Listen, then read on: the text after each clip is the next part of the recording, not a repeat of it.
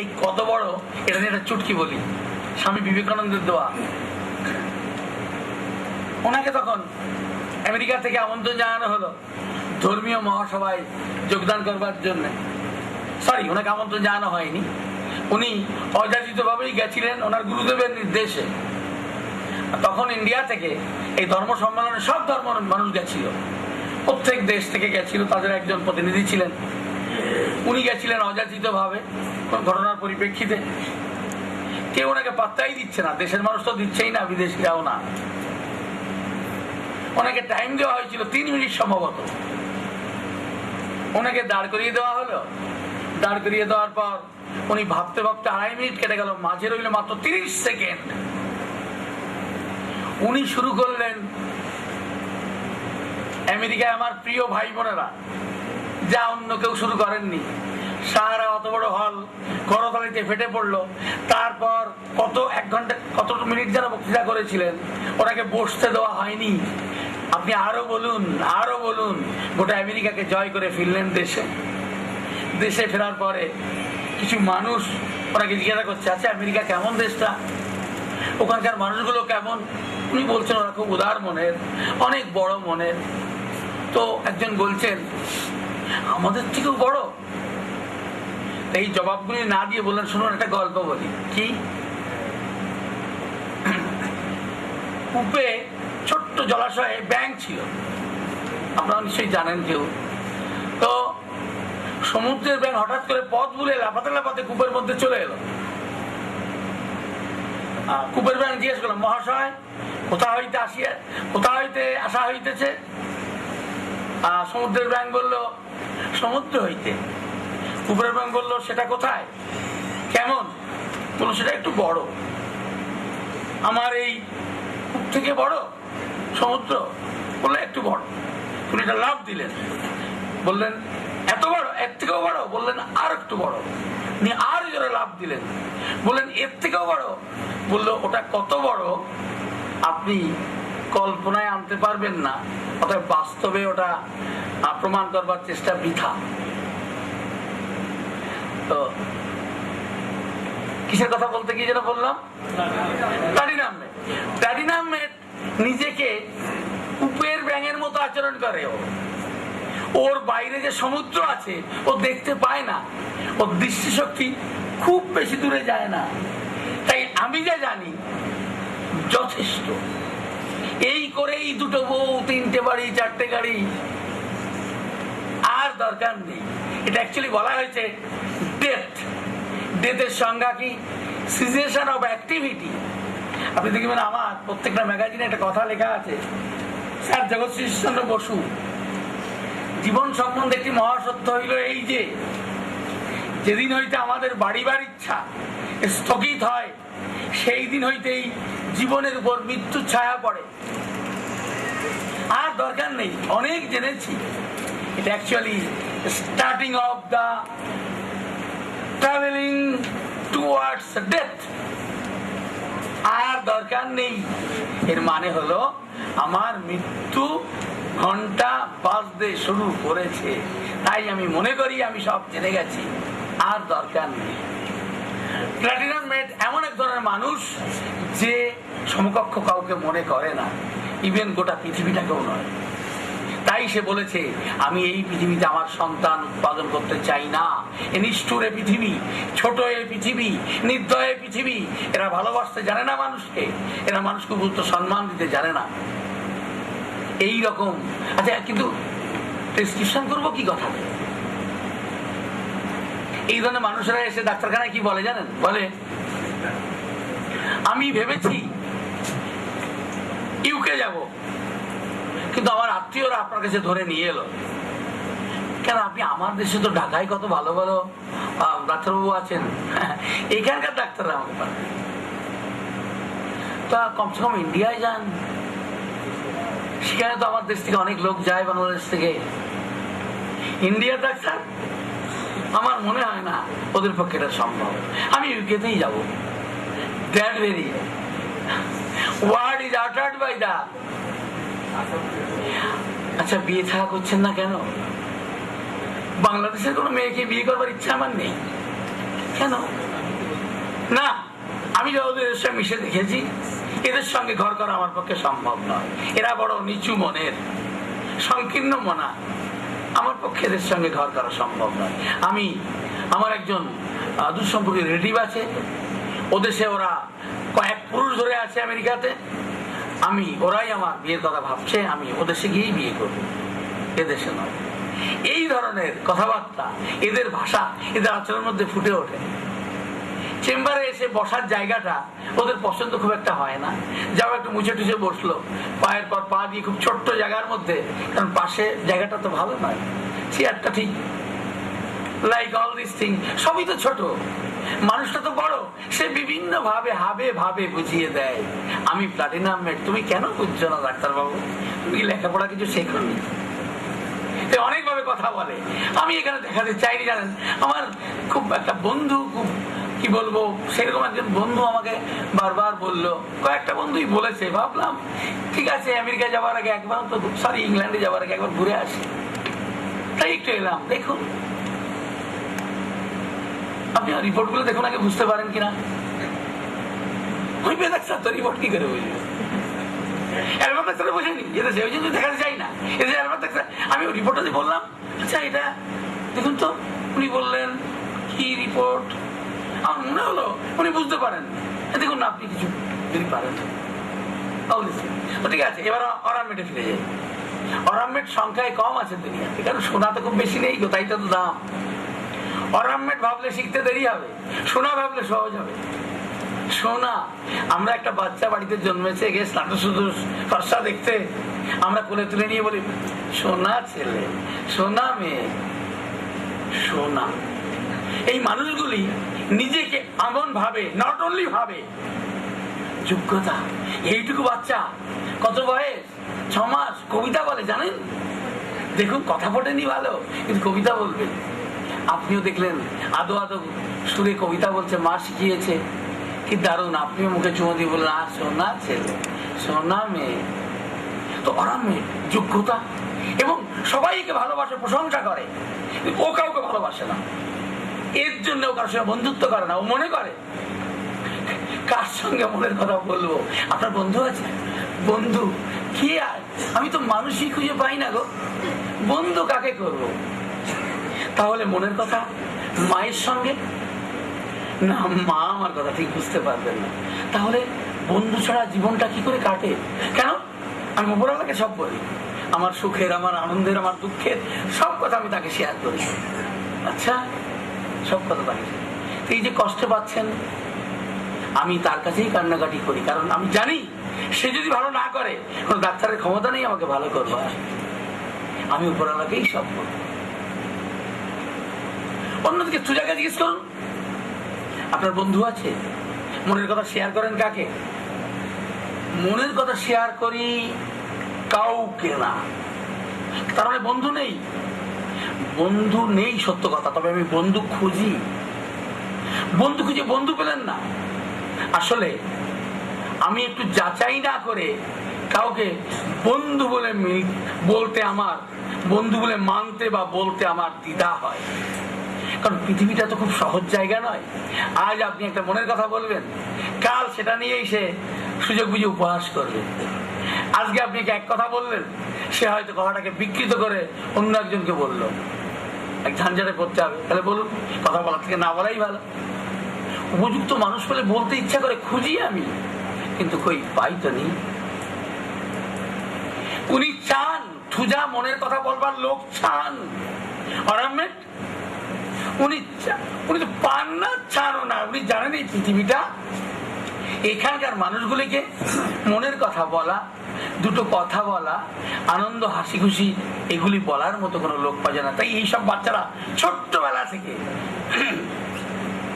রাম গরুরের ছানা একটা কবিতা আছে, রাম গরুরের ছানা হাসতে তাদের মানা, এরা হাসে না। অন্যদিকে সেই বাচ্চা যদি সোজা হবে, শুধু মুস্কি হাসবে, মুখে শব্দ করবে না। আপনারা জানেন, ছোট বাচ্চাটা একদম ছোট বাচ্চা, তেল মাখায় আর আদর করে বড়রা, আর কথা বলে, তুমি বড় হয়ে স্কুল যাবে, পড়াশোনা করবে, তাই না? তো সাধারণ বাচ্চা হলে উয়া শব্দ করে, হাসে, তখন বলে বড়রা দেখো তোমার বাচ্চা বলছে স্কুল যাবে। আসলে ও তো শব্দগুলিকে সাই দিচ্ছে উয়া করে আর হাসছে, সবাই বাড়ির সবাই খুশি।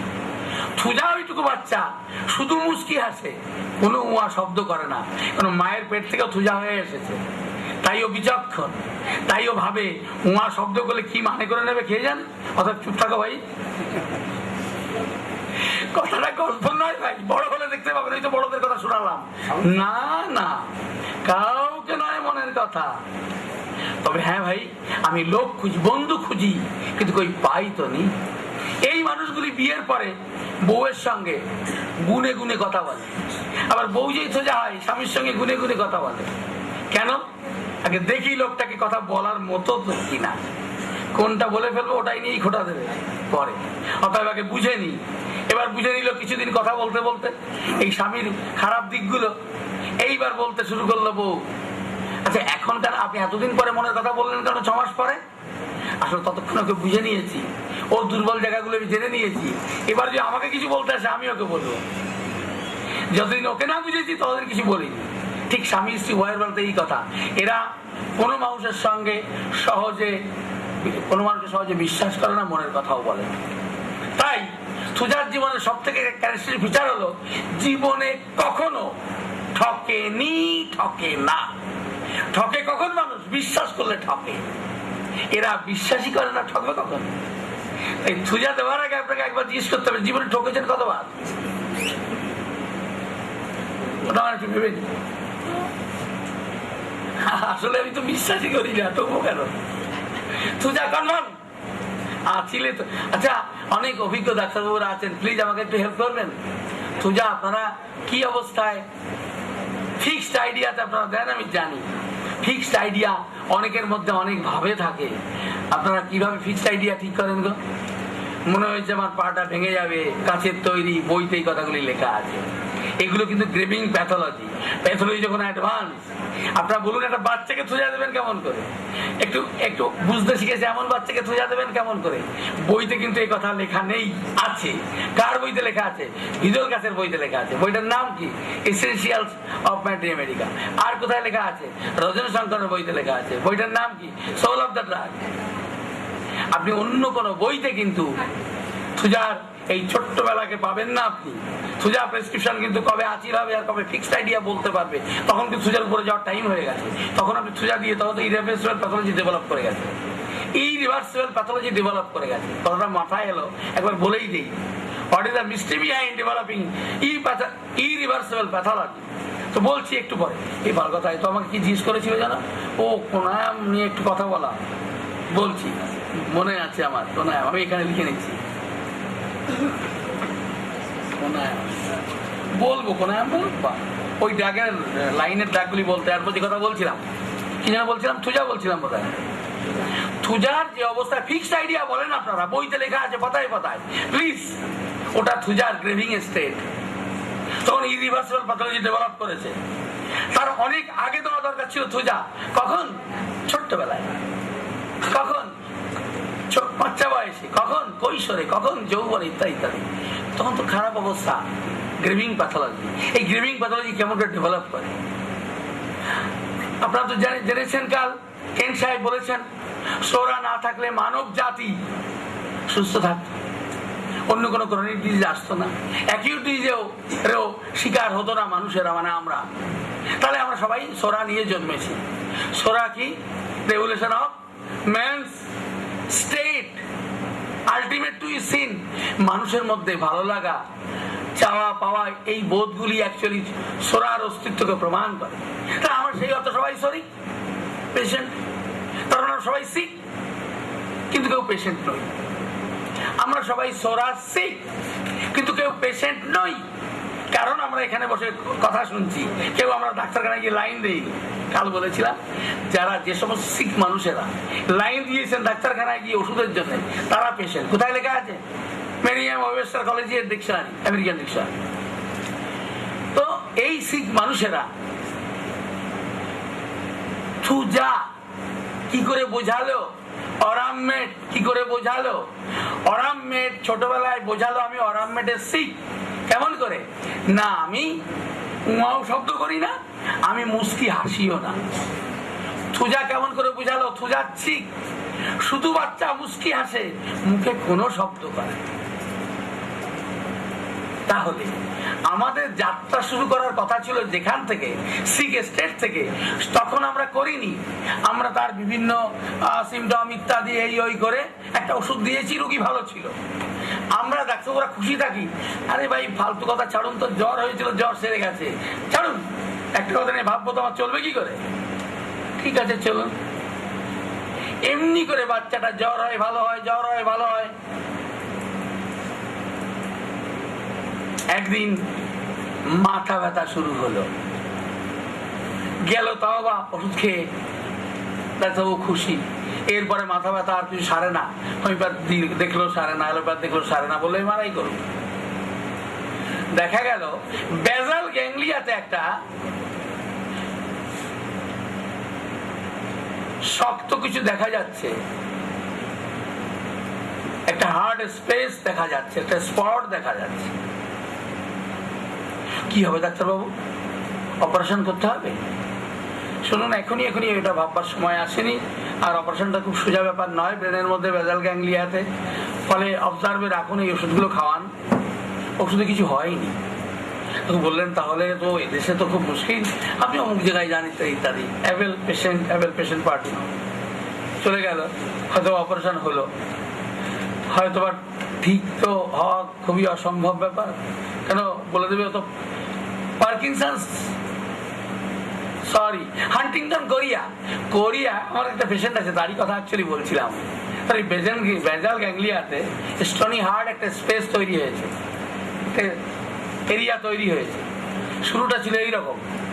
তাহলে যখন সঠিক মেডিসিন মানে সিমিলিয়াম দিয়ে চিকিৎসা হয়, তখন ভিতরে ভিতরে কোনো প্যাথোলজি অ্যাডভান্স হবার সুযোগ পায় না। কিন্তু আমরা ডাক্তারবাবুরা রোগী ভালো আছে এই ভেবে আমরা দ্বিতীয়বার তাকে নিয়ে ভাবি না মেডিসিনটা তার জন্য হয়েছে না তার রোগ অবস্থার জন্য হয়েছে। বাচ্চা মানুষটা ভালো হয়ে গেছে, ভিজিট পেয়ে গেছি, অতএব forget it, close the chapter. ততক্ষণে কিন্তু রোগ ভিতরে ভিতরে বেড়ে চলেছে। তাই জন্য আমরা যদি সঠিক ডাক্তারবাবু হই, আমাদের আয়টা যদি হয় হারামের না হয়, যে হালালের হতে হয়, তাহলে জ্বর চলে যাওয়ার পরেও তাকে ডাকতে হবে। মেডিসিনটা কি জ্বর সারাবার মেডিসিন ছিল? মেডিসিনটা কি মানুষটা সারাবার মেডিসিন ছিল? প্রমাণ হবে কি করে? তার মধ্যে যে ন্যায় নীতিবোধ, তার মধ্যে যে পড়াশোনা করার মন মানসিকতা, তার মধ্যে যে বড়জনকে শ্রদ্ধা করার মানসিকতা, তার মধ্যে যে উগ্রতা, সেগুলো ভালোর দিকে আছে না খারাপের দিকে আছে? যদি ভালোর দিকে থাকে, ইউর মেডিসিন ইজ কারেক্ট। আমি বলতে চাইছিলাম বেসিক ক্যারেক্টার যদি ওকে হয়। বেসিক ক্যারেক্টার কি আমি আলোচনায় বলবো, প্লাস এর উপর বেসিক ক্যারেক্টার একটা চ্যাপ্টার আছে, সেটা ডিটেলস আমি লিখেছি, কিছু কথা আমি বলবো। তো বেসিক ক্যারেক্টার আমি দেখলাম যে হ্যাঁ, রাগ, জিদ, ভয়, লজ্জা, উগ্রতা, খোলামেলা, চাপা স্বভাবের, এগুলি যেমন যেমন একটা সুস্থ মানুষের থাকা উচিত তেমনটি আছে। অর্থাৎ মেডিসিন ঠিক আছে। কিন্তু ডাক্তারবাবু সব ঠিক আছে, কিন্তু দেখছি দাঁড়িয়ে রাগ বেড়েছে, এটা মনে করা হয়, তখন কিন্তু বলা হবে রাগটা ছিল আংশিক ঠিক, মানে সিমিলিমাম নয়। এই ধরনের মেডিসিন ইউজ করলে ক্রমে ক্রমে যে সিক স্টেট ছিল, সিক স্টেট থেকে তার মধ্যে ডাইনামিক প্যাথোলজি তৈরি হবে। ডাইনামিক প্যাথোলজি, সেই ডাইনামিক প্যাথোলজি ব্যাপারটা কি? বরাবর ঘুমটা আমার খুব ভালো হয় না, কিন্তু হয়। কার একটা ফোন এলো, আমার খুব ছোটবেলাকার একজন বন্ধু খুব অসুস্থ, ডাক্তাররা জবাব দিয়ে দিয়েছে, শোনার পর থেকে ডাক্তার আমার ঘুমটা একদম আসছে না, পায়খানা হচ্ছে না, গ্যাস অম্বল হচ্ছে, শরীরটা খারাপ করছে। This is dynamic pathology created by the bad news. ছিল আমার মধ্যে সিকনেস, প্যাথোলজি ওভাবে ছিল না। তো প্যাথোলজি করকম দু রকম, dynamic pathology, organic pathology.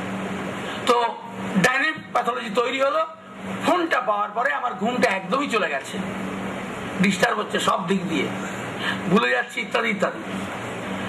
Dynamic pathology, এই ডাইনামিক প্যাথোলজি ঠিক করা হলো থ্যাংক ইউ। ডাইনামিক প্যাথোলজি ঠিক করা হলো, ডাক্তার কাছে যাওয়া হলো, ডাক্তারবাবু ওষুধ, ঘুমের ওষুধ দিলেন, অ্যালোপ্যাথি ডাক্তারবাবু দিলেন না, উনি অ্যালোপ্যাথি ডাক্তার ওষুধ খান না, হোমিওপ্যাথি ডাক্তার করে দিলেন। সম্ভবত প্যাসিফ্লোরা দিলে বোধহয় ঘুম আসে। Am I right or not? Passiflora মাথায় ঘুম আসে, আসে তো? দেওয়া হলো, হ্যাঁ 10 ফোঁটা করে খাবেন। হ্যাঁ তো একটু ঘুম এসেছে, বললো এর থেকে কম হলে 15 ফোঁটা করবেন, 20 ফোঁটা করবেন, 25 ফোঁটা করবেন। ঠিক আছে, সঙ্গে এই ওষুধটা খাবেন। একটা প্রোটিনটাইজ ড্রাগ দেওয়া হলো, তো মোটামুটি ওনার গ্যাস অম্বল চলে গেছে, ওনার ঘুমটা একটু হচ্ছে, পায়খানাটা একটু হচ্ছে। কিছুদিন পরে ওষুধের কাজ করলো না, অবস্থা আরো খারাপ হলো, গ্যাস অম্বল খুব বাড়াবাড়ি হলো। উনি অ্যালোপ্যাথি ডাক্তারের কাছে গেলেন, অ্যালোপ্যাথি ডাক্তার ওনাকে ইউএসজি করলো, দেখা গেল স্টোন হয়েছে, calculus, gall in the gall bladder. তাহলে ডাইনামিক প্যাথোলজি অর্গানিক প্যাথোলজি হলো। কেন অর্গানিক চেঞ্জ হলো? আরো ধরা পড়েছে ইউএসজি তে গল ব্লাডার এখন আর অ্যাক্টিভ নেই, ইনঅ্যাক্টিভ হয়ে গেছে, সরি প্যারালাইজড অবস্থা পড়ে আছে, স্লিপিং গল ব্লাডার, ও কাজ করছে না। তারপর ও বাবা কটা অবস্থা চললো, পাথরের জন্য ডাক্তারবাবু বললেন আপনি ইয়ে করুন, অপারেশন করুন। হোমিও ডাক্তার বললো অপারেশন করতে আমরা ওষুধ বার করে দেবো। তুমি বিশ্বাস করেনি, হোমিও ডাক্তারকে অপারেশন করে নিয়েছেন, পাথর বেরিয়ে গেছে। কিছুদিন পর আবার সমস্যা, কি হলো? সেম সিমটম ডেভেলপ করলো, আবার ইউএসজি করা হলো, আবার ক্যালকুলাস। আরে ভাই ক্যালকুলাস তো বাদ দিয়েছে, কোথায় ক্যালকুলাস হবে, কোথায় হবে? এবার হলো কমন বাইল ডাকতে, কারণ সিমিলিমাম তো কিছু পড়েনি গো। প্রথমে সিমিলার পড়েছিল, ডাইনামিক প্যাথোলজি অর্গানিক প্যাথোলজি হয়েছিল, তারপর অপারেশন হয়েছিল, সার্জারি হয়েছিল। কারণ রক্ত, পাথর তো তৈরি করে রক্ত হলো। এরপর আজ করি কাল করি, টাকা পয়সা জোগাড় করতে হবে। এরপর ধরা পড়লো খারাপ কিছু, সিএ লিভার। এটা হলো প্রথমে ছিল রিভার্সেবল প্যাথোলজি, পাথর হয়েছে কেটে বাদ দিয়ে দেওয়া যাবে। কিন্তু এবার হলো লিভারে ক্যান্সার, সিএ লিভার। এটা হলো ইরিভার্সেবল অর্গানিক প্যাথোলজি। তাহলে চিকিৎসা যদি সঠিকভাবে শুরু না হয়, না হোক শুরু, কিন্তু যদি ডাক্তারবাবু শুধু গ্যাস ভালো হয়ে গেছে বলে চুপ করে বসে না থাকেন, ওষুধটা গ্যাসের জন্য না রোগীটা মানুষটার জন্য, এটা যদি বিচার না করেন, তাহলে কিন্তু একদিন সিকনেস থেকে ইরিভার্সেবল অর্গানিক প্যাথোলজিতে উন্নীত হবেই। আপনারা তাকিয়ে দেখুন চারিদিকে, এমনই ঘটনা ঘটে চলেছে, আপনার আমার সবার রোগী। তখন তো এই নিয়ে এসেছিল, আজকে অমুক জায়গা দেখি এই ধরা পড়েছে, মাঝখানে কোথায় ছিল জানি না, ওনাকে জিজ্ঞেস করে জানা যাবে অনেক ডাক্তার দেখিয়েছি, তারপরে ইত্যাদি ইত্যাদি করতে করতে এখন তো এই খারাপ রোগটা ধরা পড়লো। একটাই কারণ, চিকিৎসা এতদিন হয়েছে শুধুমাত্র সিমিলার ড্রাগ দিয়ে, সিমিলিমাম নয়, সে মাইল্ড প্রেসক্রিপশনই হোক আর আদারওয়াইজ কোনোভাবেই হোক, কারণ মানুষটির ওষুধ হতে হবে, রুগীটির নয়। আমি আবার বলছি, ওষুধটি মানুষের হতে হবে। যদি রুগীকে ওষুধ দেন, মানে ফলকে ওষুধ দেন, তাহলে ওটা সুপারফিশিয়াল প্রেসক্রিপশন, রুগীটি ভালো হবে, এতে কোনো সন্দেহ নেই। কিন্তু যদি সিমিলার প্রেসক্রিপশন, সুপারফিশিয়াল প্রেসক্রিপশন হয়, রোগ ভালো হবে, রোগী ভালো হবে, মানুষটি ভালো হবে না। মানুষটি ভালো হবে না মানে কি? একটা মানুষের যে হেলদি ক্রাইটেরিয়া আছে, WHO গিভেন বাই WHO যে ডেফিনেশন আছে, সেই ডেফিনেশনকে যদি স্যাটিসফাই না করে, তাহলে মানুষটি রোগ মুক্ত হলেও হেলদি নয়, সিক। আবার বলছি, রোগীকে যদি ওষুধ দেওয়া হয়, রোগীর রোগ লক্ষণ থেকে রোগ চলে যাবে, রোগী ভালো হবে, মানুষটি ভালো হবে না। মানে হলো WHO যে ডেফিনেশন দিয়েছেন হেলথের, সেই ডেফিনেশনকে ওই ব্যক্তি কখনো কোনোদিন স্যাটিসফাই করেনি, করবে না, until and unless civilization is given। আমার যদি এই কথাতে কোনো আপনাদের আপত্তি থাকে, প্লিজ এখনই প্রশ্ন করা যাবে। WHO ডেফিনেশন আর প্রকৃত সুস্থতা আর রুগী ভালো হওয়া। আপনাদের আইডিয়া যদি ক্লিয়ার হয়ে থাকে বলতে হবে না, আর যদি আইডিয়া ক্লিয়ার না হয়ে থাকে আপনি হাত উঁচু করলে আপনার কাছে আমি পৌঁছে যাব। প্রশ্নগুলি একটু বলে দিই। আর ওই কারণ বলেছে, জানি না বলতে পারবো কিনা, জীবনী শক্তি ও পরমাত্মার পার্থক্য কি? জীবনী শক্তি দুর্বল হলে আত্মা কি দুর্বল হয়?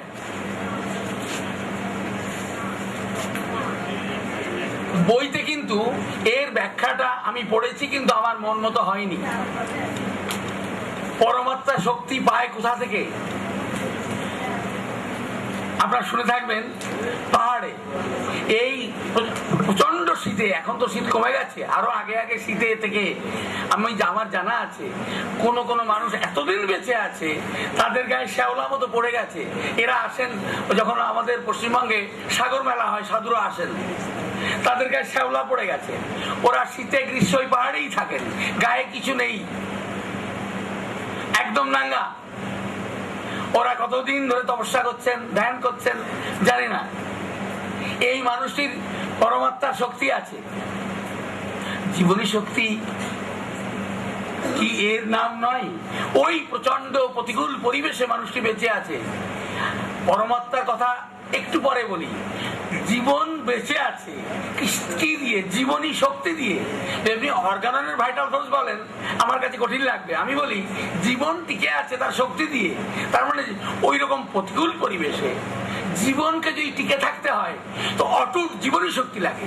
আর যার জীবনী শক্তি অটুট নেই, পরমাত্মার শক্তি তাকে সাহায্য করবে না। I am damn sure. আপনি প্রুভ করুন আমার কথাটা ভুল। পরমাত্মার শক্তি জীবনী শক্তিকে আলাদা করে দেখা যাবে না। হ্যাঁ, আপনি যদি এই কথা বলেন কি গৌতম বুদ্ধ সাধনা করতে করতে শুধু বায়ু সেবন করতেন, তার শরীরে অস্থি আর চর্ম ছিল, মানে হাড় আর চামড়া ছিল। দেখুন চামড়াগুলো আমাদের বেশ মোটা। এই মোটা চামড়া মানে হলো চামড়ার নিচে ফ্যাট, প্যাড অফ ফ্যাট আছে। তো যখন মানুষ দীর্ঘদিন না খেয়ে থাকে তাহলে কিন্তু ওই ফ্যাটটাও গলে যায়, পড়ে থাকে শুধু হাড় আর চামড়া। এই মানুষটি বায়ু সেবন করতেন, মানে অক্সিজেন তো প্রাণবায়ু। এই অক্সিজেন আমরা না নিতে পারলে মারা যাই, কারণ প্রাণবায়ু। অক্সিজেনের বাংলা কথা সম্ভবত প্রাণবায়ু। সেই প্রাণবায়ু উনি নিজের দেহে ধারণ করে উনি বেঁচে থাকতেন। এখন আপনি যদি বলেন, আমি বলবো এক্ষেত্রে কি আছে? দৈহিক শক্তি হয়তো নেই, আছে জীবনী শক্তি অটুট, যা প্রকৃতির অক্সিজেন তাকে দিয়েছে। তার পরমাত্মিক শক্তি, সে যে সাধন ভজন করে চলেছে সেটারও, এই যে ইসলাম ধর্মে না খেয়ে 1 মাস কাটানো হয়। আমি এমন মানুষকে জানি দীর্ঘদিন ধরে ওনার দুর্ভাগ্যের কথা ভেবে উনি বছরের পর বছর উপোস করেন। 365 দিন নয়, কত 365 দিন চলে গেছে। আমি নিজে তাকে দেখেছি, কত 365 দিন চলে গেছে শুধু রোজা রেখে। কই আমি দেখিনি, তার চেহারা দেখে বোঝা যায়নি। তার জায়রা আমাকে পরিচয় করে দিয়েছিল। তো উনি এত বছর ধরে স্বামী সন্তান হারাবার পরে এত বছর ধরে উনি রোজা রেখে চলেছেন।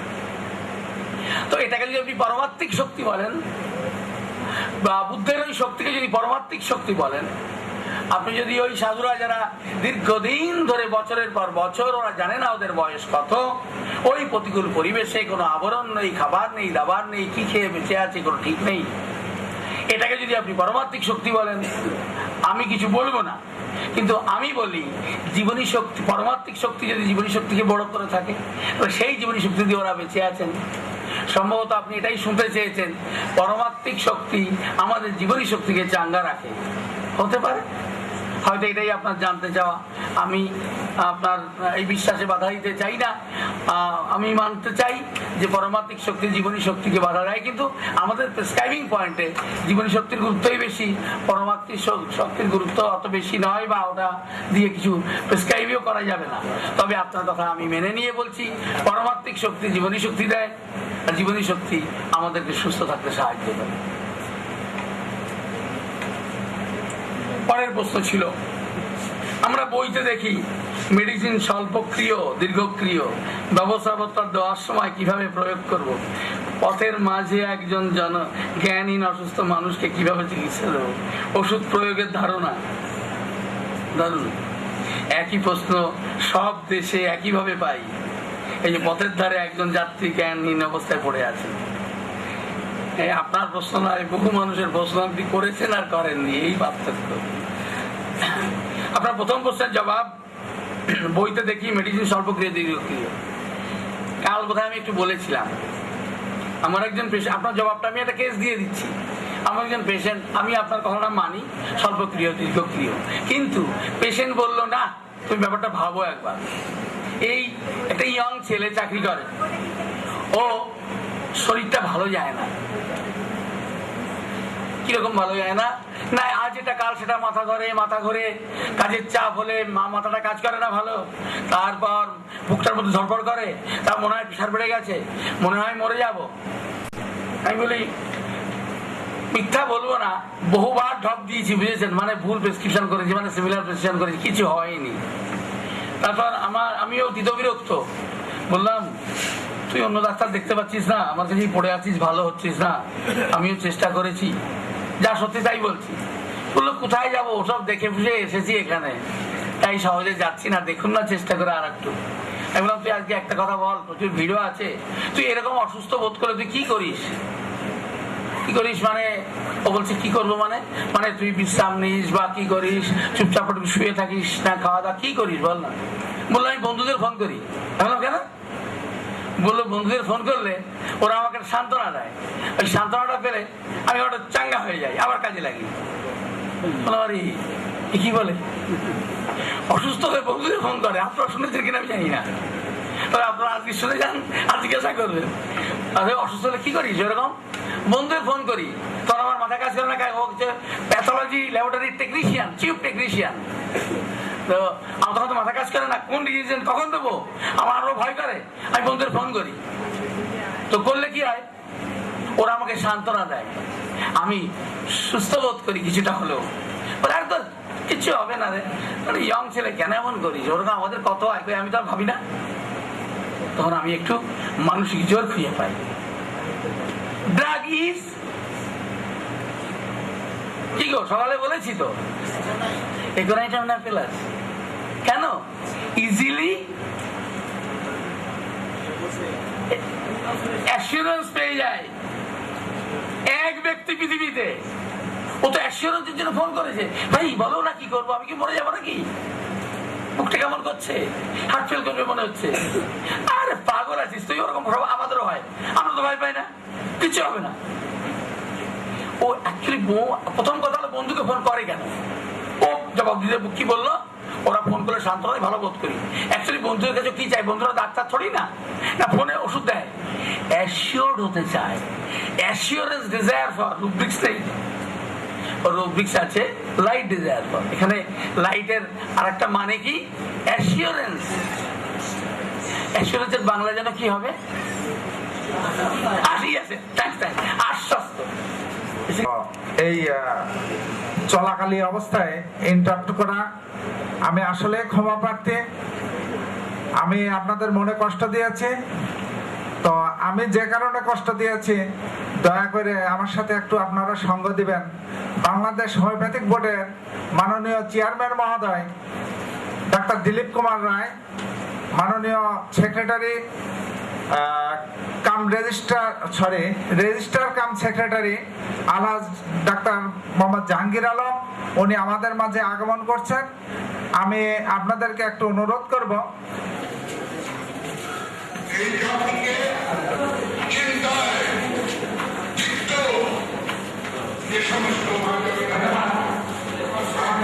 প্রাণপ্রিয় নেতা, গণপ্রজাতন্ত্রী বাংলাদেশ সরকারের প্রধানমন্ত্রী শেখ হাসিনার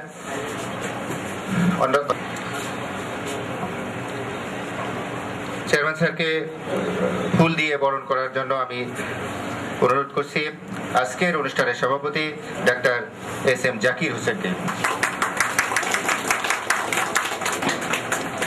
আলহাজ অত্যন্ত প্রাণপ্রিয় মানুষ ডাক্তার এম.এ. কাদের, আজকের সেমিনারের অন্যতম বক্তা ডাক্তার এম.এ. কাদের স্যারকে ফুল দিয়ে বরণ করার জন্য অনুরোধ জানাচ্ছি। হোমিওপ্যাথিক বোর্ডের অন্যতম সিনিয়র সদস্য ডাক্তার আশিস কুমার নিয়োগীকে প্লিজ। হোমিওপ্যাথিক বোর্ডের সদস্য, আরেকজন সদস্য বিজ্ঞ নেতা উদ্দিন। ফুল দিয়ে বরণ করার জন্য সময় খুব সংক্ষিপ্ত। তাদেরকে আমি এক জায়গায় করতে পেরে এবং তারা আমাদের এই ছোট্ট ঈশ্বরদীতে আসার উপলক্ষে তারা যে আমার কথায় এখানে এসেছেন, এজন্য আমি তাদের কাছে চিরকৃতজ্ঞ বদ্ধে আবদ্ধ। আমি তাদেরকে আসলে আমার ভাষা নাই। আমার চেয়ারম্যান মহোদয়ের গতকালকের প্রোগ্রামটা ঢাকাতে কেন্দ্রীয় প্রোগ্রাম, যদি আমাদের আওয়ামী লীগ নেত্রী মাননীয় প্রধানমন্ত্রী জননেত্রী শেখ হাসিনা একমাত্র হোমিও বান্ধব সরকার, যে সরকারের অনুপ্রেরণায় বাংলাদেশ হোমিও বোর্ড থেকে ঢাকা বিশ্ববিদ্যালয়ের নিয়ন্ত্রণে পাশকৃত বিএইচএম এর ছাত্রছাত্রী আজ প্রায় 200 জন বাংলাদেশ স্বাস্থ্য অধিদপ্তরের আন্ডারে প্রথম শ্রেণীর সরকারি কর্মকর্তা হিসাবে নিয়োগ পেয়েছেন। এর জন্য আমি ধন্যবাদ জানাই বাংলাদেশ হোমিওপ্যাথিক বোর্ডের মাননীয় চেয়ারম্যান মহোদয় এবং আমার রেজিস্ট্রার মহোদয় এবং সদস্য মহোদয়গণকে, যাদের অনুপ্রেরণায় বাংলাদেশে বিএসএমএস কোর্স থেকে বিএসএমএস কোর্স চালু হয়েছে এবং এই বিএসএমএস কোর্স চালুর পরিপ্রেক্ষিতে আজকে প্রায় 200টা ছেলে প্রথম শ্রেণীর সরকারি কর্মকর্তা হওয়ার লভ্যাংশ উত্তরণ ঘটেছে তাদের জীবন। বিশেষভাবে অনুরোধ করব আমাদের ঈশ্বরদীতে একটা হোমিও কলেজের ব্যবস্থা করবেন। ধন্যবাদ সবাইকে, ধন্যবাদ আগত হোমিওপ্যাথ ডাক্তারদের। আসসালামু আলাইকুম। প্রাণের দাবি খুব সুন্দরভাবে উপস্থাপন করেছেন আমাদের স্যারদের কাছে। এ পর্যায়ে ডাক্তার এম এ শরীফ রেজা ভাইকে অনুরোধ করতেছি মানপত্র প্রদান করার জন্য। ফরিদুল আলম সোহাগ ভাই,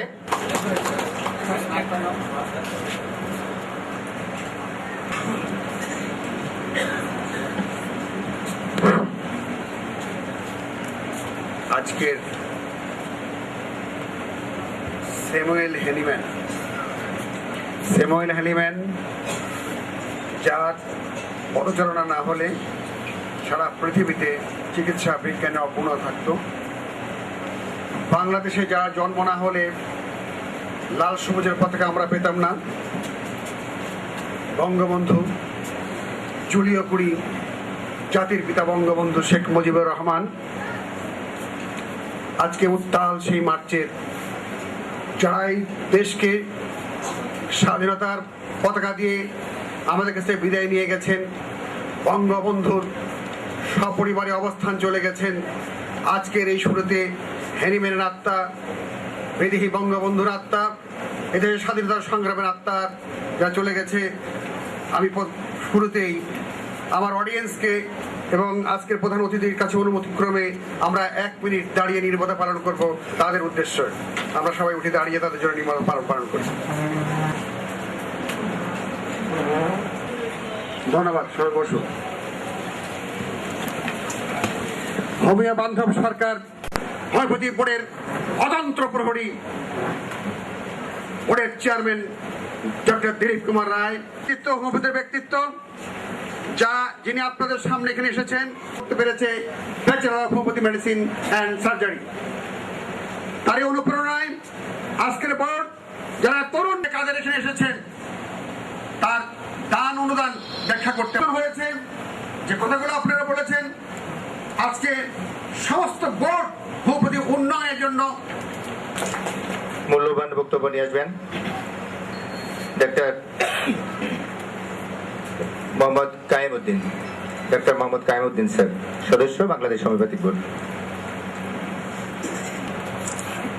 উপস্থিত আজকের এই সায়েন্টিফিক সেমিনারের সম্মানিত সভাপতি, উপস্থিত আছেন বাংলাদেশের গণ্ডি পেরিয়ে দক্ষিণ এশিয়ায় যার পদচারণা, আমাদের প্রিয় নেতা বাংলাদেশ হোমিওপ্যাথি বোর্ডের সম্মানিত চেয়ারম্যান আমার প্রিয় নেতা ডাক্তার দিলীপ কুমার রায় উপস্থিত আছেন। ঘূর্ণিধরা হোমিওপ্যাথিক বোর্ডকে যিনি আমাদের মুরব্বী হিসেবে পরিচিত, যার কোনো দল পথ নেই, সকলের আস্থাভাজন প্রিয়ভাজন ডাক্তার এম এ কাদের ভাই উপস্থিত আছেন। এই রাজশাহীর দায়িত্বে যিনি আছেন বাংলাদেশ হোমিওপ্যাথি বোর্ডের সম্মানিত সদস্য ডাক্তার আশিস শঙ্কর নিয়োগী উপস্থিত আছেন। অত্যন্ত স্নেহভাজন মাননীয় চেয়ারম্যান মহোদয়ের অত্যন্ত কাছের মানুষ। আমাদের এই রাজশাহীর হোমিওপ্যাথির উন্নয়নে যিনি নিরলস কাজ করে যাচ্ছেন আমাদের সেই প্রিয় নেতা ডাক্তার এস এম মিল্লাত হোসেন। সকলকে বাংলাদেশ হোমিওপ্যাথি বোর্ডের পক্ষ থেকে তথা ঢাকা বিভাগের পক্ষ থেকে শুভেচ্ছা। আজকের এই অনুষ্ঠান আসলে বক্তৃতার অনুষ্ঠান নয়, এটা সায়েন্টিফিক সেমিনার। আপনারা সকলে দূর দূরান্ত থেকে আসছেন, টাকা দিয়েছেন কিছু হোমিওপ্যাথির কথা শোনার জন্য। সেই কথা বলার জন্য ডাক্তার এম এ কাদের সহ স্পিকাররা উপস্থিত আছেন, তারা বলবেন। আর সারা বাংলাদেশের হোমিওপ্যাথির উন্নয়নের কথা বলবেন আজকের এই অনুষ্ঠানের প্রধান বক্তা ডাক্তার জাহাঙ্গীর আলম। তার কাছ থেকে বিস্তারিত জানতে পারবেন শুরু থেকে শেষ পর্যন্ত এই সরকারের অবদান এবং হোমিওপ্যাথির বিস্তার। আমি শুধু একটি কথা বলবো, আগামী 30 তারিখ মাননীয় চেয়ারম্যান মহোদয়ের সাথে মাননীয় স্বাস্থ্যমন্ত্রী একটি অনুষ্ঠান আছে। সেই অনুষ্ঠানে আগামী 5 বছর বাংলাদেশের হোমিওপ্যাথি কি পাবে সেদিন নির্ধারণ হবে। আপনারা আমাদের জন্য দোয়া করবেন, মাননীয় চেয়ারম্যান মহোদয়ের প্রতি দোয়া করবেন, যাতে এই গভর্নমেন্টের কাছ থেকে, মাননীয় প্রধানমন্ত্রীর কাছ থেকে, স্বাস্থ্যমন্ত্রীর কাছ থেকে আমরা বড় কিছু আপনাদের জন্য আদায় করতে পারি। সকলের কাছে দোয়া আশীর্বাদ করে আমার বক্তব্য শেষ করছি। জয় বাংলা, জয় বঙ্গবন্ধু। আজকের এই বিজ্ঞান সেমিনারের সম্মানিত সভাপতি এবং হোমিওপ্যাথিক জগতের তথা এশিয়ার যে হোমিওপ্যাথিক সাংগঠনিক এবং ভাবে হোমিওপ্যাথিককে উন্নয়নের দিকে, অগ্রগতির দিকে নিয়ে গেছেন সে আমার বন্ধু বাংলাদেশ হোমিওপ্যাথিক বোর্ডের চেয়ারম্যান ডাক্তার দিলীপ রায়। মঞ্চে উপস্থিত আছেন আমাদের এক সময়ের সহযোগী, বিশিষ্ট চিকিৎসক, বিশিষ্ট সাংগঠনিক, এই হোমিওপ্যাথিক উন্নয়নে যার অবদান চিরদিন লেখা থাকবে। বিএইচএমএস এই ডিগ্রি অর্জনের যে গুটি কয়েক লোক আমরা একসঙ্গে লড়েছি, সেই অন্যতম doctor M A Quader,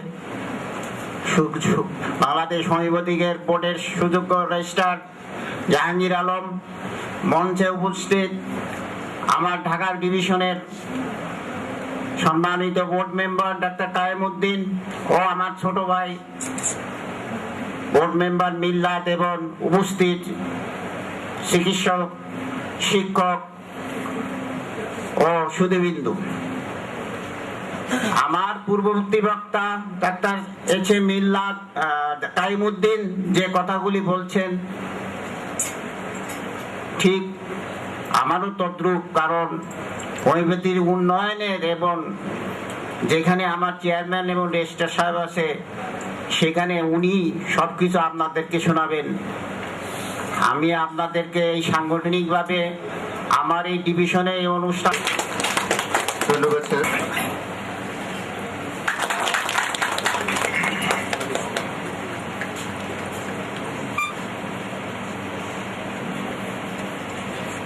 doctor Mohammad Nazrul Islam case প্রদান করবেন।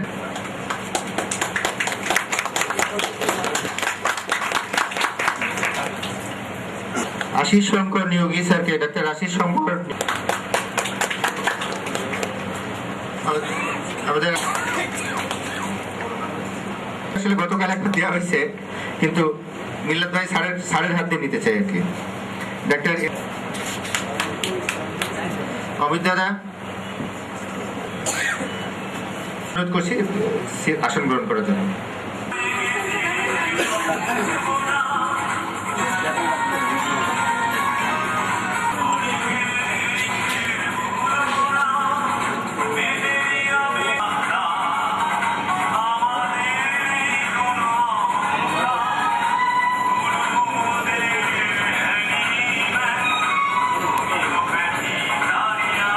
আমি একটা কথা বলতে চাই দর্শকের পক্ষ থেকে, যেহেতু গানটিকে যেন হোমিও সঙ্গীত হিসেবে জাতীয়করণের কোনো পদক্ষেপ নেওয়া হয়, তাহলে আমরা বাধিত হব।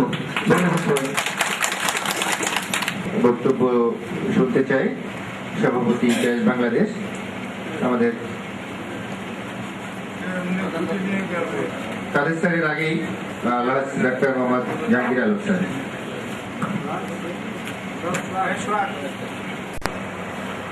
এর উদ্যোগে এবং ক্যাশ বাংলাদেশ ঈশ্বরদী শাখা সহযোগিতায় আজকের 2 দিন ব্যাপী হোমিওপ্যাথিক বিজ্ঞান সম্মেলন আয়োজনের আজকের 2য় দিন। এই অনুষ্ঠানের সম্মানিত সভাপতি, এই সম্মেলনের আয়োজক, যার অক্লান্ত পরিশ্রম এবং মেধার বিনিময়ে আজকের এই অনুষ্ঠানটি সম্মেলনটি অত্যন্ত সফলভাবে এগিয়ে চলছে। আপনাদের সকলেরই প্রিয় জনাব ডাক্তার জাকির হোসেন। এই বিজ্ঞান সম্মেলনের প্রধান অতিথি হিসেবে গতকালকে যিনি উদ্বোধনী বক্তব্য রেখেছেন, গণপ্রজাতন্ত্রী বাংলাদেশ সরকারের মাননীয় হোমিও অনুরাগী ব্যক্তিত্ব, মাননীয় প্রধানমন্ত্রী, জাতির জনকন্যা জননেত্রী শেখ হাসিনা সরকারের অত্যন্ত গুরুত্বপূর্ণ ব্যক্তিত্ব জনাব শামসুর রহমান। আজকে যিনি এই অনুষ্ঠানের প্রধান অতিথি হিসেবে উপস্থিত হয়েছেন, যার বক্তব্য, যার দিক নির্দেশনায়, যার 2টি কথা শোনার জন্য আপনারা গতকাল থেকে অধীর আগ্রহে বসে আছেন। পর 3 বার বাংলাদেশ হোমিওপ্যাথিক বোর্ডের চেয়ারম্যানের দায়িত্ব দিয়েছেন যে ব্যক্তিটি আজকে নিজের ব্যক্তিগত শ্রদ্ধাভাজন ডাক্তার দিলীপ কুমার রায় মঞ্চে উপস্থিত রয়েছেন, যার সম্পর্কে ব্যক্তিগতভাবে আমার বলার কিছু নেই, আপনারা সকলেই তাকে চিনেন। বাংলাদেশের হোমিওপ্যাথিক চিকিৎসা এবং শিক্ষা ব্যবস্থায় যে ব্যক্তিটি আপাতমস্ত একজন আদর্শ ব্যক্তিত্ব হিসাবে পরিচিত, যাকে আমরা সকলেই শ্রদ্ধা করি, হোমিওপ্যাথিক চিকিৎসক এবং সংগঠক ডাক্তার এম এ কাদের কিছুক্ষণ পূর্বে আপনাদের মাঝে বক্তব্য দিয়েছেন। বাংলাদেশ হোমিওপ্যাথিক বোর্ডের সুযোগ্য সদস্য, যাকে বাংলাদেশ সরকার পরপর 2 বার এই রাজশাহী বিভাগ থেকে চিকিৎসকদের প্রতিনিধি হিসাবে দায়িত্ব দিয়েছেন, আমাদের সকলের শ্রদ্ধাভাজন এবং বিশিষ্ট হোমিওপ্যাথিক চিকিৎসক ডাক্তার আশিস শঙ্কর নিয়োগী বক্তব্য দিয়ে গিয়েছেন। বাংলাদেশ হোমিওপ্যাথিক বোর্ডের আরেক সুযোগ্য সদস্য, যিনি ছাত্র জীবন থেকে জননেত্রী শেখ হাসিনা এবং বঙ্গবন্ধুর আদর্শের পতাকা নিয়ে এই হোমিওপ্যাথিক চিকিৎসা এবং শিক্ষা ব্যবস্থার উন্নয়নে কাজ করে চলেছেন, ঢাকা বিভাগের শিক্ষকদের মনোনীত প্রতিনিধি, বাংলাদেশ হোমিওপ্যাথিক বোর্ডের সুযোগ্য সদস্য ডাক্তার কায়েমউদ্দিন সাহেব আপনাদের মাঝে বক্তব্য দিয়েছেন। গতকাল আপনাদের মাঝে বক্তব্য দিয়েছেন বাংলাদেশ হোমিওপ্যাথিক বোর্ডের আরো 2 জন সুযোগ্য সদস্য, রাজশাহী বিভাগের সদস্য এবং বগুড়া হোমিওপ্যাথিক মেডিকেল কলেজের সুযোগ্য প্রভাষক। চিকিৎসকদের ন্যায় তারাও আধুনিক ধ্যান ধারণায় বিজ্ঞান সম্মেলন থেকে কিছু শিক্ষা গ্রহণ করতে চায়। আজকে আমরা যে আয়োজনটি করেছেন, যাদের সাথে সম্পৃক্ত রয়েছেন, বিশেষ করে ডাক্তার জাকির সহ ডাক্তার রাজা, শরীফ সহ আরো যে কয়েকজন রয়েছেন, আমি সকলের নাম বললাম না, তাদেরকে আন্তরিক অভিনন্দন জানাই তাদের একটি সম্মেলন সেমিনার আয়োজন করার জন্য। আমি ক্ষমা চেয়ে নিচ্ছি আপনাদের কাছে। সম্মেলন সেমিনার, বিজ্ঞান সেমিনার হতে থাকবে, কিন্তু একটি নিয়ম নীতি, একটি নীতিমালার অধীনে হওয়াটা আমার মনে হয় সকলের জন্য ভালো। আলোচনা করেছি ইতিমধ্যে এবং মাননীয় চেয়ারম্যান মহোদয় আপনাদেরকে আশ্বস্ত করেছেন, একটি প্রতিষ্ঠান গড়ে তোলার বিষয়ে যে ধরনের নিয়ম নীতি এবং প্রশাসনিক প্রস্তুতির প্রয়োজন হয়, আপনারা সেই ধরনের প্রস্তুতি নিয়ে আমাদের প্রশাসনিক কার্যক্রমের সাথে সম্পৃক্ত হন। তারপরে নিশ্চয়ই মাননীয় চেয়ারম্যান মহোদয় এই বিষয়টি সুবিবেচনায় নেবেন আমার বিশ্বাস।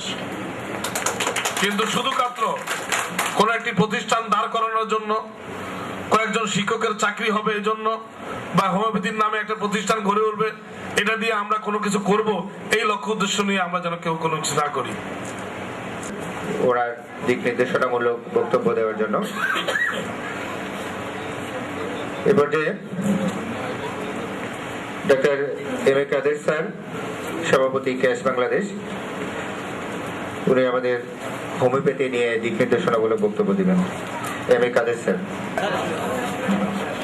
মাননীয় সভাপতি ডক্টর জাকির হোসেন সাহেব এবং আজকের এই সভার মধ্যমণি প্রধান অতিথি, হোমিওপ্যাথির একজন অন্যতম পুরোধা, যার অক্লান্ত পরিশ্রমে আজ হোমিওপ্যাথির নতুন দিগন্ত শুরু হতে যাচ্ছে, জনাব ডাক্তার দিলীপ কুমার রায়, এবং মঞ্চে উপবিষ্ট আমাদের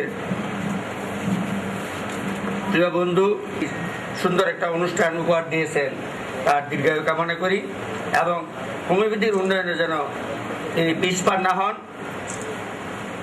অদম্য শক্তি নিয়ে উনি এগিয়ে যাবেন, এই দোয়া আমি করি। যে হোমিওপ্যাথি আর বেশি দিন বোধহয় বাকি নেই। আমাদের আমরা যে বঞ্চিত যেসব বিষয় নিয়ে, সেই জিনিসগুলি বোধহয় আমরা অতি শীঘ্র অর্জন করতে যাচ্ছি। আমরা রুগী ভালো করি, রুগীদের সার্টিফিকেট আমরা দিতে পারি না, সার্টিফিকেট নেয় এলোপ্যাথির কাছ থেকে, কিন্তু আমরা যেই রোগের চিকিৎসায় তাকে ভালো করলাম, এটা জীবনে হোমিওপ্যাথি, এলোপ্যাথরা বা অন্য বিজ্ঞানী চিকিৎসকরা কোনোদিনও সম্ভব তাদের দ্বারা হবে না। অথচ আমাদের সার্টিফিকেট দেওয়ার অধিকার হচ্ছে না। আমাদের সহকর্মী ভাই বোনদের আমরা এই দাবি জানাবো যে এই প্রবীণ বয়সে হোমিওপ্যাথির বহু ম্যাজিক দেখেছি, হোমিওপ্যাথির দুরারোগ্য ব্যাধির বহু আরোগ্যের সমর্থ হয়েছি। এমনি তো আমার মতো অনেকেই সবার ক্ষেত্রে কম বেশি আরোগ্যের ম্যাজিক ইতিহাস সবার মধ্যে আছে, যেটা এলোপ্যাথির কোনো জীবনও নাই। একটা সাধারণ হোমিওপ্যাথিক চিকিৎসকও একটা অসম্ভবকে সম্ভব করে তোলার তার ক্ষমতা রয়েছে। সুতরাং আমরা যারা সতীর্থ আছি, সহযাত্রী আছি, হোমিওপ্যাথিটাকে এগিয়ে নেওয়াটা খুব সহজ। এক হলো আমাদের ঐক্যবদ্ধ প্রচেষ্টা থাকতে হবে, দুই হলো আমাদের কোয়ালিটি বাড়াইতে হবে। কোয়ালিটি মানে কি, যে হোমিওপ্যাথির যে আমাদের নিয়ম নীতি, আমাদের ম্যাথমেটিকা, রিভার্টরি, দর্শন, এইগুলিকে মনে প্রাণে হৃদয়ঙ্গম করার অভ্যাস গড়ে তুলতে হবে। কারণ হোমিওপ্যাথিক চিকিৎসক সফল হওয়াটা খুব দুরূহ ব্যাপার নয়। নিয়ম নীতির ভিতরে থাকলে নিয়ম নীতি আপনাকে সফলতার চরম শীর্ষে উন্নীত করবে। সুতরাং আমরা সবার প্রতি অনুরোধ থাকবে যাতে আমরা ভবিষ্যতে একটা এই বিজ্ঞানের, হোমিওপ্যাথি বিজ্ঞানের সামনের দিকে আমরা এগিয়ে নিতে পারি এবং বিজ্ঞান ভিত্তিক কারো যেন অবজ্ঞার পাত্র না হই, আমরা সেই হিসাবে যেন আমরা ভূমিকা রাখতে পারি, সেই জন্য আমরা সবাই যত্নবান থাকবো। এই উপদেশ দিয়ে আমি বিজ্ঞান সেমিনার যেহেতু তড়িঘড়িভাবে আমি সামান্য একটা বক্তব্য আপনাদের সামনে তুলে ধরব। দি ট্রু প্র্যাকটিশনার ইজ সাকসেসফুল। হোমিওপ্যাথির জনক ডাক্তার স্যামুয়েল হ্যানিম্যানের মতে প্রকৃত চিকিৎসকের সর্বপ্রথম ও সর্বপ্রধান আবশ্যক বিষয় হলো একজন আদর্শ আরোগ্য বিজ্ঞানী হওয়া। এটা আমাদের সকলের ইচ্ছা, আমি যাই কিছু করি আমার জীবনের সফলতা আমরা সবাই চাই, কিন্তু সফলতা এলোমেলোভাবে চললে, কাজ করলে আমাদের সফলতা কোনোদিনও আসবে না। কাজে এখানে হ্যানিম্যান জ্ঞান অর্জন এবং অবশেষে আরোগ্যের প্রতি প্রতিবন্ধকতা ও উহার অপসারণ সম্পর্কে সম্যক ও সঠিক জ্ঞান রাখতে হবে। আমি এমনও ডাক্তার দেখেছি 5 বছর 10 বছর ডাক্তারি করেছে, কিন্তু কয় ডোজ হবে অনেকের অজানা আমি পেয়েছি। সুতরাং সঠিক জ্ঞান অর্জনটাই হলো আমাদের মুখ্য উদ্দেশ্য। এসব গুণের অধিকারী চিকিৎসককে হোমিওপ্যাথিতে একজন আদর্শ আরোগ্য কৌশলী, বিচার বুদ্ধিদীপ্ত প্রকৃত চিকিৎসক বলা হয়। আমরা বলে দিলাম যে রাষ্ট্রটা নিয়ে আসতে পারে। রাষ্ট্র সাথে সাথে কি ব্যাপার, আমার তো ব্যথা কমে গেল। হোমিওপ্যাথিক দেখেন কত ম্যাজিক। হোমিওপ্যাথিক হজম করতে হয় না ওষুধ, শক্তিকৃত ওষুধ ডাইরেক্ট নার্ভাস অটোনমিক নার্ভাস সিস্টেমের মাধ্যমে সঙ্গে সঙ্গে রোগগ্রস্ত স্থান যায় সে ক্রিয়া করে রোগীকে সুস্থ করে থাকে। আমাদের কত সুবিধা, হ্যান্ডিম্যান কি সুবিধা দিয়েছেন, কি আবিষ্কার করেছেন, একটু লক্ষ্য করবেন এবং সেই মোতাবেক কাজ করে যাবেন। হোমিওপ্যাথিকটা হলো তড়িৎ গতিতে অ্যাকশন। অচির রোগে তা করে ম্যাজিক, আর চিররোগে সেই সময় সাপেক্ষে সেও অদ্ভুতভাবে চিন্তা ভাবনা না করে হ্যান্ডিম্যানের 1-2 অর্গানাইজ যা বলছে, একটা আদর্শ চিকিৎসক হইলে নিরপেক্ষ মনে হইতে হবে। আমরা এমন কোনো মন নিয়ে চিকিৎসা দেখা যাবে না যে দিয়ে এটা সালবারে ফালানো যায় কিনা, ব্রাই নিয়ে ফালানো যায় কিনা। অনেক ডাক্তার কিন্তু এরকম প্রশ্ন শুরু করে দেয় রুগীকে, না রুগীকে আগেই কোনো ওষুধের উদ্দেশ্য করে তাকে প্রশ্ন করা যাবে না, রুগীর কাছ থেকে আদায় করে নিতে হবে রুগী আমাকে কোন ওষুধে ফালায়। অনেক চিকিৎসকে আমরাও জীবনে করেছি, কিন্তু এগুলি দেখা যায় যে আরোগ্যের অন্তরায় এবং সফলতা বয়ে আনে না, বরঞ্চ অনেক ক্ষেত্রে রোগটাকে আরো জটিলতর করে তোলে। তাহলে রোগীর শয্যা পাশে বা নিকটে বসে যে সকল লক্ষণ সংগ্রহ করা যায় তার মধ্যে ফুটে ওঠে রোগের চিত্র। এই বাস্তব চিত্রেই পাওয়া যায় রোগের স্বরূপগত প্রকাশ। রোগের এই স্বরূপগত লক্ষণ সমষ্টিকে সম্পূর্ণরূপে ও স্থায়ীভাবে দূরীভূত করার নামে হলো আরোগ্য বিধান। প্রত্যেক রোগের ব্যক্তিগত লক্ষণ সমষ্টি নির্ধারণ এবং স্বাস্থ্যরীতি সম্বন্ধে জ্ঞান লাভ অর্গানন চায় করা ছাড়াও অচির রোগেরও পার্থক্য নির্ণয় সম্বন্ধে জ্ঞান শিক্ষা অত্যাবশ্যক। অচির রোগের উদ্দীপক কারণ এবং চিররোগের মূলভূত কারণ সোরা, সাইকোসিস ও সিভিলিস, যেটা আমরা মায়াজন দত্ত সম্বন্ধে অবহিত থাকতে হবে। অর্গানন পান ভেষজ বিজ্ঞান অতীন্দ্রিয় বিরুদ্ধ শক্তির সংক্রমণে যেমন সুস্থ দেহে রোগের উৎপত্তি হয়, তেমনি ভেষজ শক্তিও অনুরূপভাবে সুস্থ দেহে ব্যাধির সৃষ্টি করতে পারে। ধাতু প্রকৃতিগত বিভিন্নতায় প্রত্যেক মানুষের ভিতরে একই রোগের প্রকার যেমন বিভিন্ন থাকার ধরন করে, তেমনি প্রত্যেকটি ভেষজের অতীন্দ্রিয় ক্রিয়া শক্তি প্রত্যেকটি মানুষের ক্ষেত্রে বিভিন্নভাবে প্রতিফলিত হইতে পারে। হোমিওপ্যাথিতে রোগ বিজ্ঞান ও ভেষজ বিজ্ঞানকে বৈজ্ঞানিক পরীক্ষা নিরীক্ষায় এক সত্য ভিত্তির উপর প্রতিষ্ঠিত করে গেছে। ভেষজের আরোগ্যকারী শক্তি ক্রিয়াশীল হয়ে সুস্থ দেহে বিকৃতি ঘটাতে পারে। এটা আপনারাও রোগীর ক্ষেত্রে প্রবীণ করতে পারেন, নিজেরাও 2-1টা ওষুধ চেষ্টা করে দেখতে পারেন। প্রতিদিন সকালে 1 ফোঁটা করে ওষুধ খাবেন, 30 খান বা 200 খান, 7 দিন খাবেন, দেখবেন যে এই রোগের ম্যাক্সিমাম 7 দিনের মধ্যেই ওই রোগের প্রবীণ আপনি সচক্ষে বা সদেহে সজ্ঞানে আপনি পাবেন। এটা যাদের সামর্থ্য আছে, শক্তি সামর্থ্য, তারা আপনি প্রত্যক্ষভাবে এই ওষুধের প্রবীণতা থেকে আপনার ভিতরে একটা আত্মবিশ্বাস আপনি অর্জন করতে পারবেন। এই হোমিওপ্যাথির এই সূক্ষ্ম শক্তি যে কত সুন্দর, কত দ্রুত কাজ করে সেটা আমাদের অর্গানন সূত্রের দিয়ে সুন্দরভাবে আমরা পাই।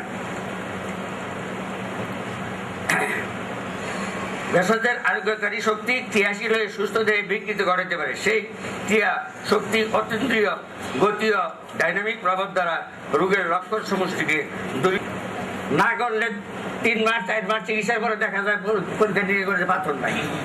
এত বড় বড় পাথরটি গেল কোথায়? কাজেই যেইভাবে রোগের উৎপত্তি তার প্রতিবিধান যদি সেইভাবে সূক্ষ্ম শক্তি দ্বারা হয় সেটা অদৃশ্য হয়। রোগের প্রোডাক্ট, রোগের ফল সেটা তিরোহিত হয়। আরোগ্য সব জিনিসের প্রশ্নের উত্তর আপনি সঠিকভাবে সবসময় দিতে পারবেন না। অনেক জিনিস আছে অলৌকিক, কিন্তু প্রমাণ দেওয়ার কিন্তু বাস্তবে সেটা হচ্ছে। এমন তো অনেকেরই, আমাদের চিকিৎসক ভাইদের অনেকেরই জীবনের ইতিহাসে এগুলি পাওয়া যায়, নিজেরও আমরা দেখেছি। ওষুধের প্রয়োগ নীতি হোমিওপ্যাথিতে একমাত্র সদৃশ্য লক্ষণ নীতিতে ওষুধ প্রয়োগ করলে রোগের স্থায়ী ও নির্বল আরোগ্য বিধান সম্ভব, অন্য কোনো নীতি দেওয়া হবে না। আপনি নীতি না মেনে যদি রোগীদের ওষুধ দেন, চিকিৎসা করেন, এই the disease is produced by influences which act similar to the healing process, and the disease condition is removed through remedies which produce similar symptoms to the disease, যা হোমিওপ্যাথির সদৃশ্য নীতিতেও সমর্থিত হয়েছে। হিপোক্রেটিস চিকিৎসার জনক, তার বক্তব্য অনুসারে হ্যানিম্যানেরও বক্তব্য মিলে গেছে, গবেষণায় মিলে গেছে, যার উপর ভিত্তি করে হোমিওপ্যাথির আবিষ্কার হয়েছে। হোমিওপ্যাথিতে আরোগ্যের বাধা, এটাও আমাদের জানতে হবে। রোগের সংক্রমণ হয় অতীন্দ্রিয় জীবনী শক্তির ক্ষেত্র হতে জড়দেহে, অজড় জীবনী শক্তির ক্ষেত্র হতে যাত্রা করে রোগ যখন দেহের যন্ত্র বিভিন্ন উপাদানে সময়ের উপর গভীর ক্রিয়া প্রকাশ করে, তখন দেহের কোষসমূহ তাদের মেরামতি শক্তি হারাইয়া ফেলতে পারে। যতক্ষণ পুনর্গঠনের শক্তি সেগুলির মধ্যে বিদ্যমান থাকে, ততক্ষণ ওষুধ প্রয়োগে সফলতা লাভ করা যায়। চিকিৎসার ক্ষেত্রে কোষসমূহ মেরামতের সীমার বাইরে চলে গেলে ওষুধ প্রয়োগে সেগুলিকে আর পুনরুজ্জীবিত করা যায় না। আমাদের হোমিওপ্যাথিতে আছে অ্যাগ্রাভেশন। এই অ্যাগ্রাভেশনটাকে আমরা অনেকে ভয় পেয়ে যাই, কিন্তু অ্যাগ্রাভেশনের পরে যে একটা বড় ওষুধ রয়ে গেছে, এটা কিন্তু আমরা প্রয়োগ করতে সাহস পাই না। দ্রুতগতির তাকে আরাম দেওয়ার জন্য আমরা অন্য চেষ্টা করি, কিন্তু সেই অমৃত তুল্য ওষুধটা হলো স্যাকলেক। স্যাকলেক দিয়ে আপনি যত দিন যাবেন দেখবেন যে রুগী আস্তে আস্তে বলতেছে এই ওষুধটাই ভালো কাজ করতেছে। যখন একখানে সে দাঁড়িয়ে যাবে আর ক্রিয়া দেখা যাচ্ছে না, তখন আপনি ওষুধের পাওয়ার চেঞ্জ করবেন বা সমষ্টিগত লক্ষণ নিয়ে ওষুধ পরিবর্তন করবেন। কিন্তু জানাভাবে ওষুধ চেঞ্জ করা যাবে না, গেলে পরেই আপনার এই রুগী আরো দুরারোগ্য হয়ে যাবে। যেমন একটা রুগী আমি বলি সোরিয়াসিস, এই রুগীর আপনি একটু প্রায়ই পাবেন। চামড়া ওঠে, দলা দলে চামড়া ওঠে, কাশ করে, রসকস বাড়িতে পারে। এই যে লক্ষণের আমি একটা ওষুধের লক্ষণই বলি, আর্সেনিক। আর্সেনিক এত অমূল্য তুল্য, অমৃত তুল্য। আর্সেনিকের সমষ্টিগত লক্ষণ তার মধ্যে থাকতে হবে, শীত কাতর, গরমে বসত, সবাই আপনাদের জানা আছে। কিন্তু এই আর্সেনিক অনেক দেওয়ার পর দেখা গেল যে রোগ তীব্র আকারে বেড়ে যায়। কিন্তু এখানে যদি ডাক্তার সংযত না হয়, এই আর্সেনিক দেওয়ার পরে সে আইসা আপনিও ভয় পেয়ে যাবেন রোগীর অবস্থা দেখে। যেমন আমার কিছুদিন আগে একজন রোগী AIG মহিনুর রহমান সাহেব, ওনার সিরিয়াস, হ্যাঁ অনেক দেওয়ার পরে তখন বিকট অবস্থা, হাতটা ফুলে করবারিতে চেহারা ফুলে গেছে। কিন্তু নাসরবান্ধা ব্যক্তি, উনি চিকিৎসার শেষ দেখতে চান, কারণ দেশ বিদেশে কোনো জায়গায় তার চিকিৎসার বাকি নাই। আমরা বললাম যে এটাই অ্যাগ্রাভেশন, এইটা আপনি সহ্য করতে পারলে আপনার আরোগ্য আসতে পারে। আপনার জীবন হানিকর কোনো ওষুধ হোমিওপ্যাথিতে নাই। হোমিওপ্যাথিক প্যারিস বিশ্ববিদ্যালয়ে 11 জন ডাক্তারের প্রমাণ করছে যে হোমিওপ্যাথিক একটা বৈজ্ঞানিক এবং 250 বছরের ইতিহাসে তার কোনো সাইড ইফেক্ট নাই। কাজে আমাদের বুকে কত বল, বৈজ্ঞানিকরা প্রমাণ করছে যে হোমিওপ্যাথিক ওষুধের কোনো সাইড ইফেক্ট নাই। সাইড ইফেক্ট হইতে পারে, ডাক প্রবলেম হইতে পারে। আবার মেডিসিন খাইলে ওই যেটা বললাম যে 7 দিন খাওয়ার পরে আপনি ইচ্ছা করলে আপনি ওষুধও প্রমাণ করতে পারেন, নাকবুকের চেহারা আপনি উপলব্ধি করতে পারেন। নাকবুক খাইয়ে যদি আপনি অ্যাগ্রাভেশন ঘটান, ওই অ্যাগ্রাভেশনটাকে আপনি সাইড ইফেক্ট বলা যাবে না। সেটা ওষুধ বন্ধ করে দিলেই ওই অ্যাগ্রাভেশন চলে যাবে। আচ্ছা, ওনাকে আর্সেনিক দেওয়ার পরে এত বেড দিই, স্যাকলেক দিয়ে দিলাম 1 ডোজ। উনি খুব শিক্ষিত মানুষ, মুখ তার মুখ সম্বন্ধে ভালো জানে, বহু বই গাঁটছে। কাজেই তাদের সঙ্গে ওই 2 নম্বর বা একাধিক ওষুধ দেওয়ার কোনো যৌক্তিকতা নেই। 1 ডোজ দিলে এটা দিয়ে সে খুব গুরুত্ব সহকারে খাবে, এবং খাওয়ার পরে 15 দিন পরে আবার আসছে 50% নাই, চেহারা একদম সুন্দর। আরো গেল 1-2 মাস এই খাইটা বি চলতেছে। 2-3 মাস যাওয়ার পরে দেখা গেল জানা, তখন বলতেছে আর একটু যেন গজাইতেছে লাগে, দিলাম টেরে, আর বিদ্যমান। এখন ভালোর দিকে রুগী একেবারে 99% সে সুস্থর দিকে। আমাদের প্রধান বিচারপতি ছিলেন রুহুল আমিন সাহেব, তখন প্রধান বিচারপতি আমাকে দিয়ে গেছেন আরেকজন বিচারপতি, আমার বাসায় গেলাম। যাওয়ার পরে প্রধান বিচার ভবনে যাওয়ার পর উনি রুগীর বর্ণনা দিতেছেন, জটিল থেকে জটিলতর অবস্থা। এইটা দিয়ে উনি সারা জীবন কাটাচ্ছে। ওনার যে সমস্যা,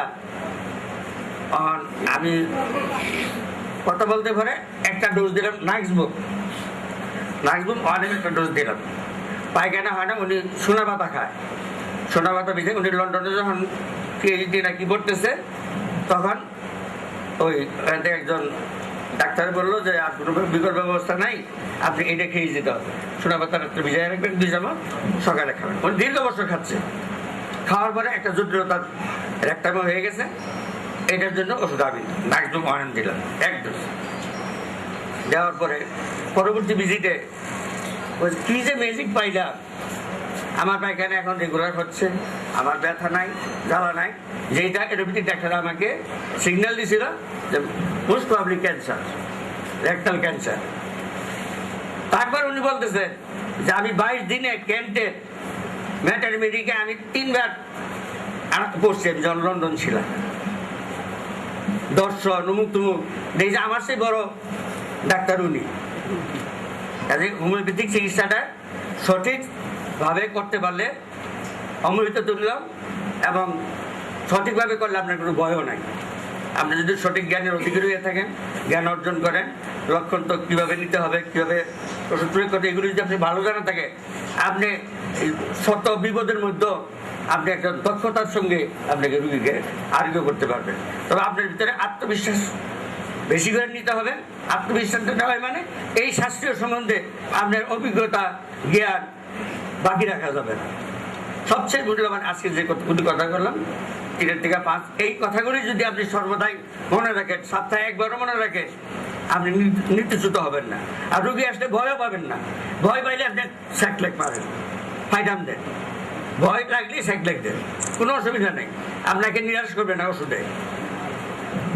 হোমিওপ্যাথিক ওষুধ এক নাকবুম আমরা জানি 3 ভাগের 1 ভাগের ক্ষেত্রেই নাকবুমের লক্ষণ পাওয়া যায়। এবং নাকবুম যে কত ম্যাজিক, এই যে হাজার হাজার টাকা লন্ডন, তারপর থাইল্যান্ড উমুক তুমুক ঘুরে আসে, এই রুগী করে আপনি নাকবুম দিবেন, চিকিৎসা শুরু করবেন, সামগ্রিক লক্ষণের মধ্যে সে আছে এবং পাবেনও। দেখবেন যদি একটা অভূতপূর্ব রেজাল্ট ওরা পায়, এবং এই রেজাল্টটা পাইলেই 1জন রুগী 10 জন রুগী আপনার ভিতরে নিয়ে আসে, ভিড় করায়।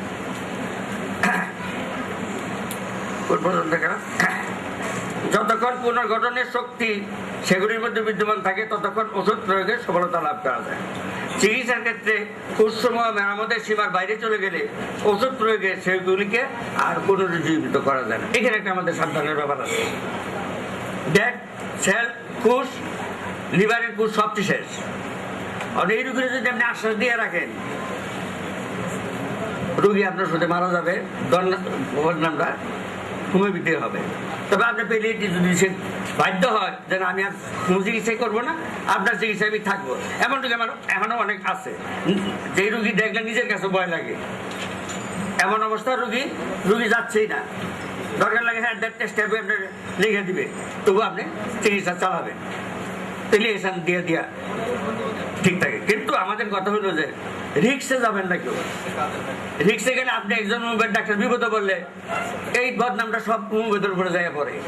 কাজে আপনি চিকিৎসার ক্ষেত্রে তার জীবনের দিকে লক্ষ্য রেখে আপনি অতি সাবধানের সঙ্গে আপনার বইটা চালাবেন, ওষুধ দিবেন। হোমিওপ্যাথিক ওষুধ একটা বিরাট ব্রহ্মাস্ত্র।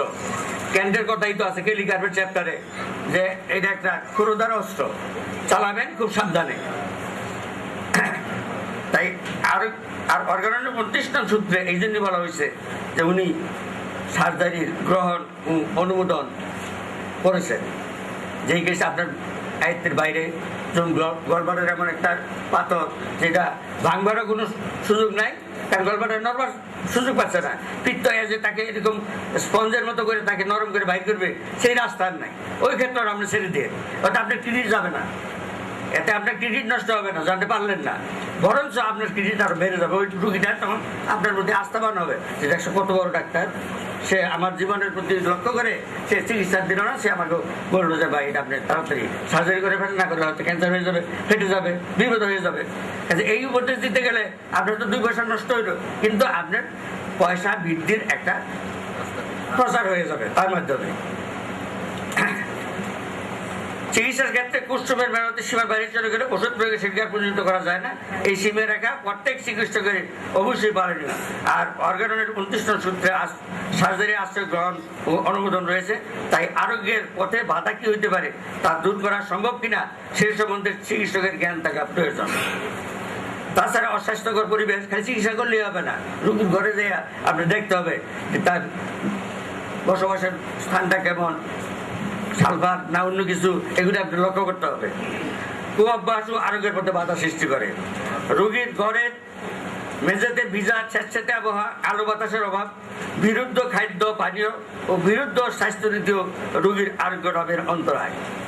এবং সে সকল বিষয়ে চিকিৎসকের অবহিত হওয়া প্রয়োজন, নতুবা স্থায়ী ও নির্ভর আরোগ্য লক্ষণ লাভ কখনো সম্ভব নয়। অতীব জীর্ণ শীর্ণ ও নরবরে জীবনী শক্তি সম্পন্ন দুর্বল রোগীতে মায়োসমিটিক চিকিৎসার প্রদানের পূর্বে রোগীকে বলবর্ধক খাদ্যপত্র প্রদান উত্তম স্বাস্থ্যনীতি পালন করে রোগীর বল শক্তি বৃদ্ধি পেলে পরে মায়োসমিটিক চিকিৎসার কোনো বিপদ আসে না। এটা একটা অতি মূল্যবান কথা। এটা আমরা অনেক ডাক্তারে আমরা এটা ফলো করি না, কিন্তু এটা হলো একটা দুর্বল জীর্ণশীর্ণ রোগী হাসপাতালতে বেরিয়ে আসছে, হ্যাঁ, মানে হাসপাতাল বিদায় দিয়ে দিচ্ছে তুমি ভালো, কিন্তু রোগী রুম থেকেই বাইরে দিতে পারে না, তিনজনের দইরে বাসা নিয়ে শোয়ায়। এই যে শোয়ায় একদম সে বাবা একেবারে মরণ পথে যাত্রী হয়ে যায় এই হাসপাতালে থাকার কারণে। কিন্তু আমাদের হোমিওপ্যাথিতে এই রুগীকেও নির্মূলভাবে বা সুন্দরভাবে তাকে আরাম দেওয়া যায়। কাজে আজকে অনেক কিছু বলার ছিল, সময়ও স্বল্প, আমাদেরও ঢাকা যেতে হবে। আপনাদের সবাইকে অশেষ ধন্যবাদ জানিয়ে আমি একটা নিমন্ত্রণ দিচ্ছি। আমাদের ক্যাশ বাংলাদেশের উদ্যোগে প্রতি বছর একটা আন্তর্জাতিক সেমিনার হয় ঢাকায়, আমরা এবার নভেম্বরে আশা রাখছি। আপনারা সবাই সহযোগিতা করেন, উপস্থিত থাকেন। এইসব সেমিনার সিম্পোজিয়ামে কোনো লস নাই, আপনি যত বেশি অংশগ্রহণ করবেন ওইটা কোন দিকটা আপনার ভিতরে জ্ঞান ঢুকবে, আপনি তা পরীক্ষা ক্ষেত্রে আপনার ব্যবহারিক ক্ষেত্রে আপনি তার ফল পাবেন। কৃপণতা করবেন না, শিক্ষার ক্ষেত্রে কৃপণতা নাই। তারিখ এখনো ঠিক হয় নাই, নভেম্বর দিকে হবে আর কি, আগেই আগাম আপনাদের একটু সংবাদ জানার। এখানেও আমাদের অনেক প্রতিনিধি আছে, এই ঈশ্বরদীতে যোগাযোগ সহ করবে, আপনারাও আমাদের কেন্দ্রের সঙ্গে রাখবেন। সবাইকে ধন্যবাদ, আসসালামু আলাইকুম।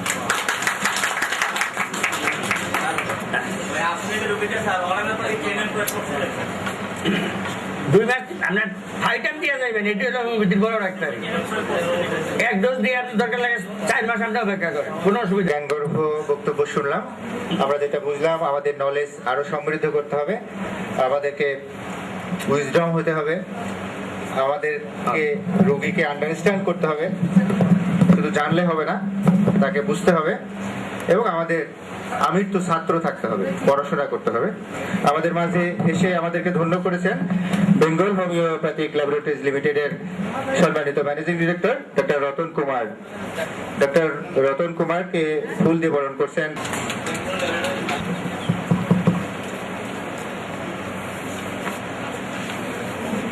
ঐতিহ্যবাহী ঈশ্বরদী হোমিওপ্যাথিক প্র্যাকটিশনার্স অ্যাসোসিয়েশন আয়োজিত আজকের এই বিজ্ঞান সেমিনারের সভাপতি,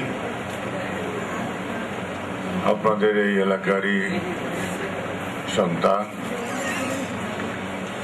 সংগঠক ডাক্তার জাকির হোসেন, আজকের অনুষ্ঠানের প্রধান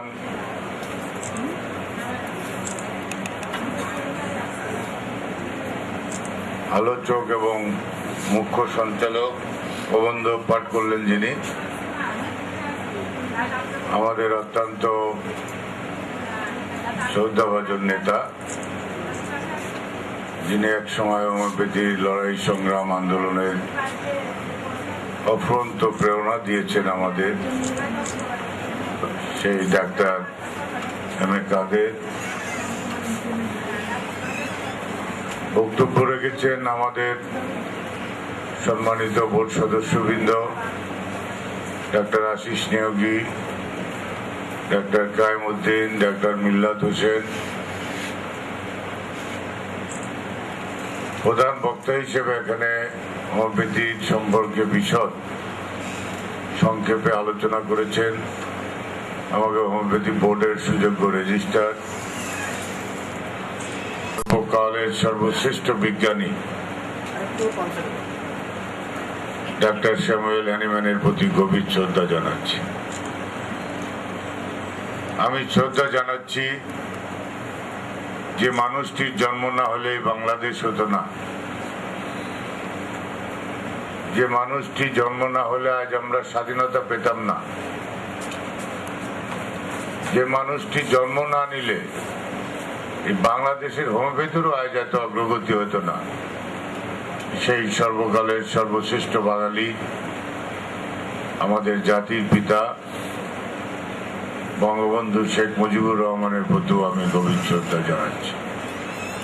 7.5 কোটি বাঙালি সেদিন এক হয়ে আমাদের সার্বভৌমত্ব, আমাদের স্বাধীনতার জন্য আমরা মিলিতভাবে আত্মদান করেছিলাম। সেই স্বাধীনতায় যারা আত্মাহুতি দিয়েছিল, যে সমস্ত মা বোনেরা সম্ভবহানি হয়েছিল, তাদের প্রতিও শ্রদ্ধা আমি জানাচ্ছি।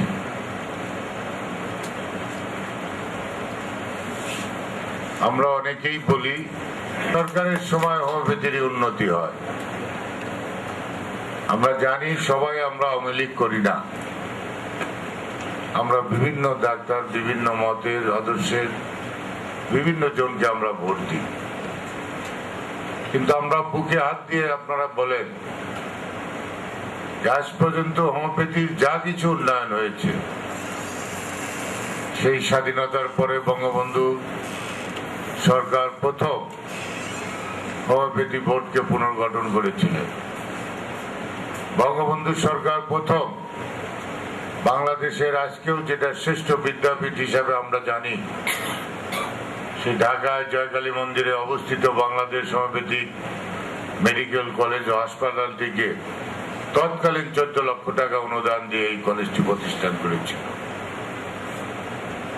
দুর্ভাগ্য জাতি, আমরা জাতির জনককে 75-এ হারানোর পরে শুধু বাংলাদেশের উন্নয়নই থেমে যায় নাই, হোমিওপ্যাথির উন্নয়নও থেমেছিল।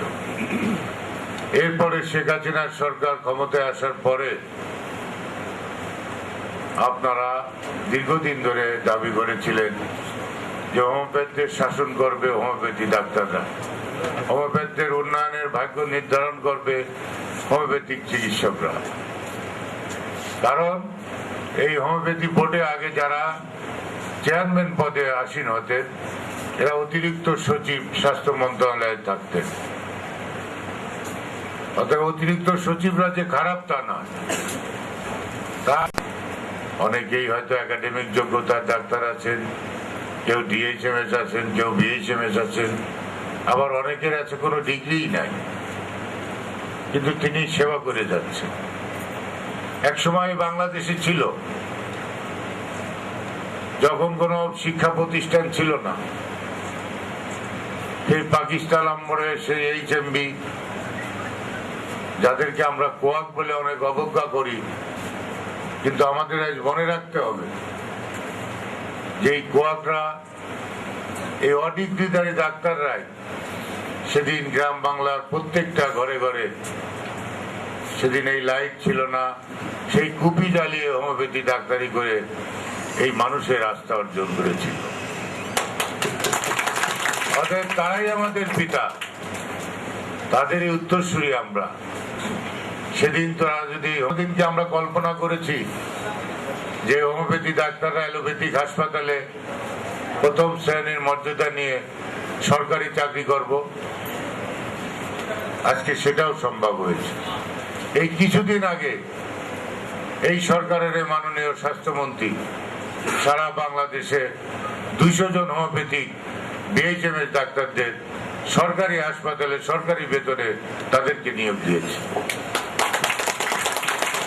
আজকে মাদ্রাসা বোর্ডের শিক্ষকরা শতভাগ বেতন পেত, কিন্তু হোমিওপ্যাথি শিক্ষা বিজ্ঞান, চিকিৎসা বিজ্ঞান এর যারা শিক্ষক ছিল তারা কোনো বেতন ভাতা পেত না। আর বেতন ভাতা না পাওয়ার কারণে আমি একমত। এই সত্যিতে হোমিওপ্যাথিক কলেজ হবে, এটা আমরা আশা করতে পারি, কিন্তু নিঃসন্দেহ হোমিওপ্যাথিক কলেজ যদি শর্ট কোর্সের তেও খারাপ হয়, সেই কলেজ তো আমরা করব না, আপনারাও চান না, নাকি চান? অতএব একটি কলেজ হতে গেলে প্রথম আগে তার 33% জায়গা লাগবে, তার ভালো যোগ্যতা সম্পন্ন শিক্ষক লাগবে, সেই জায়গার উপর তার অবকাঠামো লাগবে। এরপরে সরকারের ভুক্তিটা কি? যে মিথ্যা কথা বলে, অর্থাৎ মিথ্যাবাদী, সে আমার হোমিওপ্যাথি ওষুধের বাক্স স্পর্শ করে না। এই শব্দটা আছে, এই একটি শব্দের যদি মর্মার্থ করেন, ব্যাখ্যা করেন, 100 পাতা লেখা যায়। এবং এর মধ্যেই গেলাম, এই উক্তির মধ্যেই আপনার চিকিৎসা সেবার সব কথা লেখা আছে। মিথ্যাবাদী মানে কি? যে মিথ্যা কথা বলে তার প্রতি কেউ বিশ্বাস রাখে, আস্থা থাকে, তাকে এলাকার মানুষ ভালো বলে। একজন ডাক্তারের কাছে যখন একজন রোগী আসবে, সেই ডাক্তারের চরিত্র, তার সততা, এই জিনিসটা আগে দেন।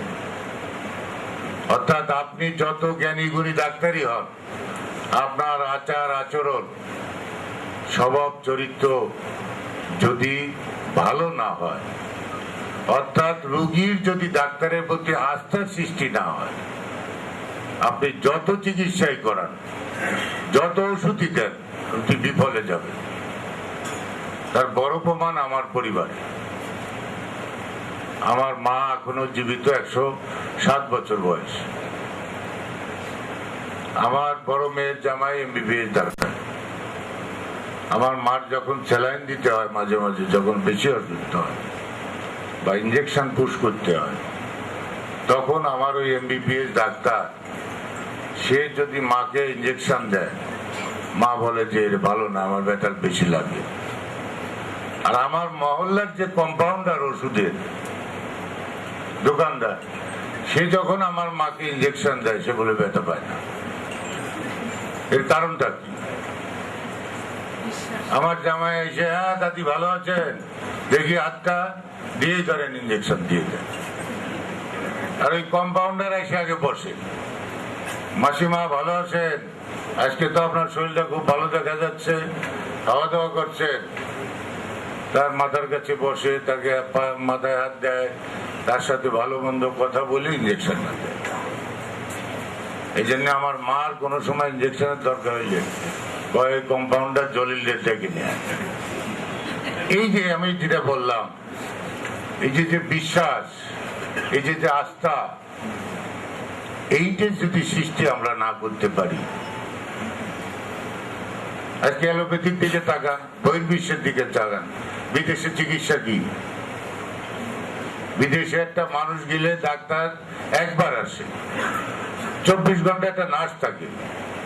নার্সের যে মমতা দিয়ে তাকে সেবা করে, মায়ের স্নেহ দিয়ে, বোনের ভালোবাসা দিয়ে, সেই নার্সের চিকিৎসায় রোগী ভালো হয়ে যায় বারবার। কিন্তু আমাদের দেশের এই পেশাটাকে, অ্যালোপ্যাথিতে তো আজ ছিলই, হোমিওপ্যাথিতেও আগে কত দ্রুত তার পকেট থেকে টাকাগুলি নিয়ে তারে বিদায় করা যায়। অতএব এই আস্থাটা যদি আমরা সৃষ্টি করতে পারি, চিকিৎসা পেশায় খুব একটা কঠিন কাজ না, আবার কঠিন। আপনার যদি জ্ঞান আর আস্থাটা সৃষ্টি করতে পারেন, ওই কাদের সাহেবের এলাকার ধরেন রেলগেটের আগের থেকে শোনে ডাক্তার কেমন, তা খুব ভালো ডাক্তার, সেগুলো ওনারে দেখার আগেই তার অর্ধেক ভালো হয়। তার কারণ যখন জানবে পেশেন্ট যে এই ডাক্তারের জ্ঞান আছে, এই ডাক্তারের কাছে গেলে ভালো ওষুধ দিবে, এই ডাক্তার আমাকে ভালোভাবে রোগটা দেখছে, এই ডাক্তার আমার রোগ সম্বন্ধে তার অনুধাবন করতে পারছে, তখন সে 50% ভালো হয়ে যাবে এমনি।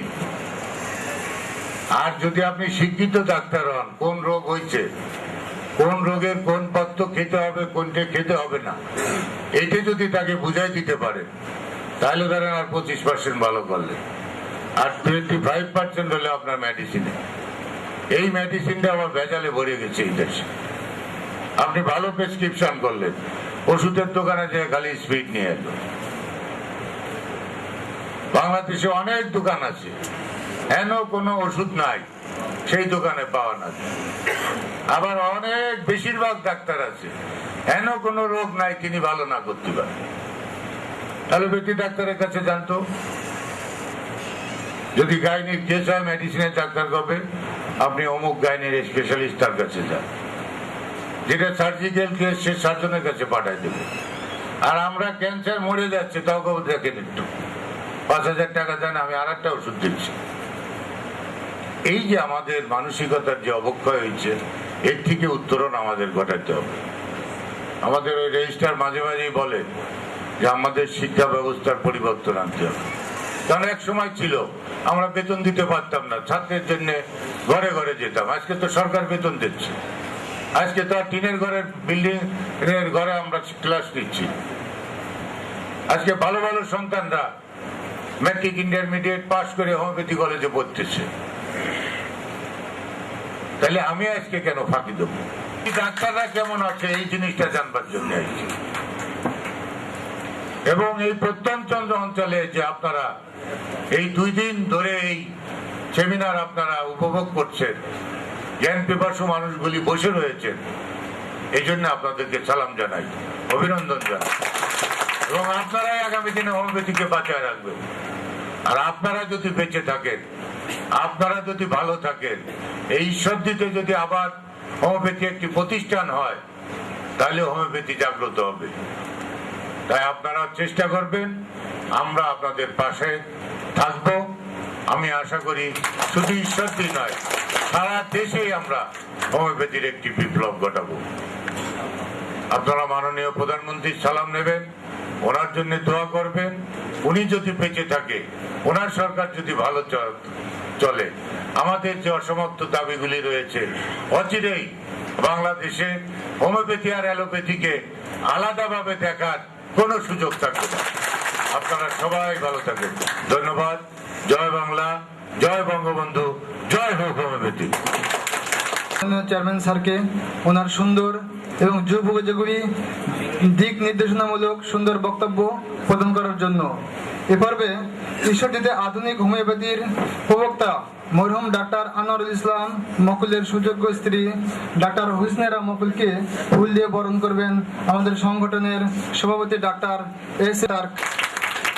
ধন্যবাদ জানাই আমাদের বাংলাদেশের হোমিওপ্যাথির পিতা, চাচা, ভাই সবাইকে আমি হাজির করতে পেরে ঈশ্বরদীবাসীর পক্ষ থেকে আমি আবারও অভিনন্দন জানাই তাদেরকে। আসলে স্যার স্যামুয়েল হ্যানিম্যানের এই উক্তি, আপনি যদি সত্য না বলেন, আমি আপনি 5 ওয়াক্ত নামাজ যতই পড়ি, রোজা হজ জাকাত যতই করি, আমার হোমিওপ্যাথির কোনো ডোজ সিমিলিমাম হলেও কাজ করবে না। প্রথম কথা, আমাকে সত্যবাদী হতে হবে। তারই রূপরেখাতে আমি আমার চেয়ারম্যান মহোদয়, মাননীয় রেজিস্ট্রার মহোদয়ের কাছে সেই সত্য উপলব্ধি করে আমরা ঈশ্বরদীবাসীর কাছ থেকে, ঈশ্বরদীবাসীর পক্ষ থেকে আমরা সত্যই ঈশ্বরদীতে একটা কলেজ দাবি করছি। আপনারা আমাদেরকে সেই কলেজ দিবেন, আপনাদের রূপরেখা বাস্তবায়ন করবেন।